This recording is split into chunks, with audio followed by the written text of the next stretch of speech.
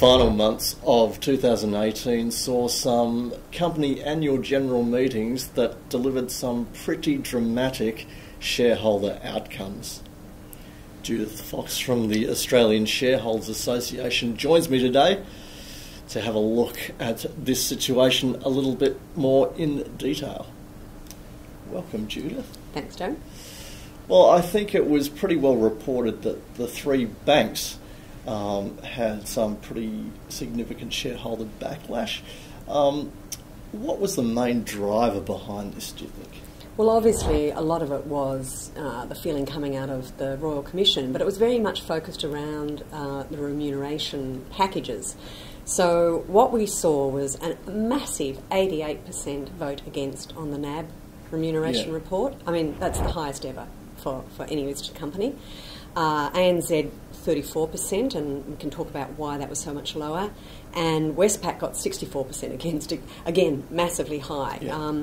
So what shareholders were unhappy about, basically, was that the executives were still getting bonuses when we had seen these appalling misconduct issues arise at the Royal Commission. Yeah. And so from the perspective of shareholders, they'd seen share price go down, so they'd suffered a lot of pain as a result of what we'd witnessed at the Royal Commission. But the executives weren't sharing that pain, and neither was the board. So there was a very strong sentiment of, that's not all right. Yeah, yeah. Now, you mentioned the Royal Commission, and obviously some flow-on effects of some of the misconduct that was uncovered there. Now, the Commonwealth Bank of Australia probably didn't fare too well in the witness box there, but they seem to escape a little bit of this. Is there any reason why CBA didn't suffer the same sort of reaction? I know, at first it appears a bit odd, because in fact in many ways they were the worst offender. But I think what we saw there was a board under Catherine Livingstone that really took action. They cut bonuses to zero. So there was no reward for what we witnessed as bad behaviour. Also, don't forget, they'd already seen the CEO go, so Ian Narev had left. Yes. So what shareholders saw was that action had been taken quite urgently by the board. The board also took a 20% haircut itself. Mm-hmm. So there was a shared accountability that we're willing to share the pain. So from shareholders' perspective, they witnessed that action had been taken, that there were really serious consequences that CBA executives and the board experienced, and that was what was felt was lacking at the other three banks. Right, right. Now, obviously, the banking sector is in the public spotlight right now, but are you expecting to see any of this sort of reaction from shareholders in, say, sectors outside, with shareholders being more proactive and expressing their concerns about how the company's run and what the board's doing and that sort of thing? Oh, without a doubt. I think what we are witnessing at this point in history is a deteriorating situation in terms of trust in the corporate community and business generally. And the Edelman sort of trust index came out and has shown that sort of slipping down year by year. So shareholders are really keenly watching how boards are managing a range of issues. So it's no longer just financial performance. Yeah. We also want to know what they're doing to sustain long-term value, and that brings in the environmental and social as well as governance issues. They're also keenly watching what's happening around conduct, which is what came out of the Royal Commission, but of course we're very interested in conduct and culture across all corporations. Yeah. What we've also seen over the last two AGM seasons is a trend of increasing votes against director elections. So shareholders are now much more willing to say, we don't think you should be on the board and we're not going to re-elect you. And that's not just confined to financial institutions. Directors used to get re-elected with 98%, 99% for. Yeah. You know, we're seeing votes of 38% against, or one director, 49% against. So shareholders are really willing now, just even beyond the banks, to say, you really need to show us that you are acting as our agents, as stewards of the corporation, and that we can trust that you're doing a good job. Yeah, yeah. Does it always tend to be, should I say, remuneration and share price that triggers these sorts of reactions? I think remuneration is a proxy, or where it's one of the few areas where we're allowed to sort of express a vote. It's an advisory vote. It's not a binding vote.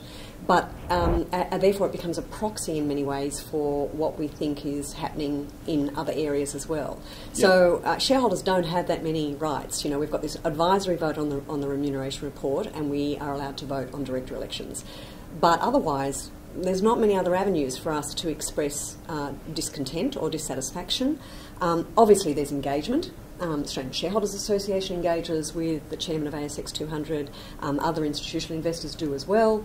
But when it comes to voting, if we felt that that engagement hasn't actually seen the shifts that we wish to see or the urgency of action that we are wanting to see, then we'll use the vote. Yeah. You did mention a few other issues, such as corporate governance issues and that sort of thing. What sort of demonstration of action are shareholders looking at there? Well, let's look at AMP earlier in 2018. So there was a whole lot of issues that arose out of the Royal Commission. Yeah. And one of those was that a report that had gone to the corporate regulator, ASIC, was supposedly independent, and then there was information that was appearing to show that, in fact, it had been quite highly structured and reworked by both management and the chair. So from our perspective, we thought the chair should step down until an independent investigation had taken place. Yeah. Well, that didn't happen. So shareholders just got increasingly more and more dissatisfied with that lack of urgent response. And so eventually we just said resign, and she did resign, in fact, before the AGM, and then we voted against the 3 directors who were up for re-election. So whilst that, again, brings us back to the financial sector, I think it's those sorts of things where you really want to see, and I come back to CBA, that, you know, the CEO was gone. The board took a haircut, no bonuses. So there are certain things boards can do that show shareholders we are taking this seriously and we are acting on it. And it might be financial performance, it might be conduct, it might be a governance issue, and I think it's a governance issue if a report that's gone to the ASIC, supposedly independent, perhaps is not independent, that's a governance issue. So it can be a range of different matters. Yeah. Now, I know it's a few months away yet, but obviously the ASA National Conference is coming up in May, and the theme this year is investing in the age of uncertainty. What sort of uncertainty issues will be covered off during those presentations? Well, I think the big one is markets don't always go up. Yeah. So we're in a time of extreme volatility, Yeah. and shareholders are certainly feeling that. People are obviously concerned. It's not just about your returns, but if you're retired, your capital, which has got to see you through for a long period of time. Yes. We're living 25 years longer than our grandparents. So people are watching, even if they're in an industry or retail fund, they're looking at the statement and going, ooh. Yeah. So in terms of volatility, that's a very big issue. How do you manage that? Australians have taken to share ownership in a big way. Yeah. So needing to sort of think about strategies to manage that volatility. Obviously thinking about asset allocation and looking at not just equities but other forms of investments and what are the risks, including not just the potential reward. There's always a risk sort of scenario that comes into it. I think so we're really trying to cover that broad category of assets as well as equities. We're trying to look at strategies for dealing with volatility and really also trying to present to the delegates a big picture about an economic outlook, a geopolitical outlook, because all of those factors need to be taken into account. And also looking at international equities, not just Australian equities, and international investments. So pretty big range of topics, but I think very much on investors' minds. Yeah, and outside of the actual theme itself, are there any sort of other highlights that people can look forward to? Well, one of the absolute all-time favourite sessions is one called Grill the Chairs. Right. And Stephen Mayne, who's one of our non-executive directors, he moderates that session, and we always have 3 or 4 chairmen of ASX 200 companies. And it's a really lively session. Stephen will take them through a number of issues, including things like votes against the REM report, director elections, obviously what came out of the 2018 AGM season, but we'll also be looking at things like, what did that APRA report on CBA mean for boards in general? That was a hugely influential report, looking at governance on boards.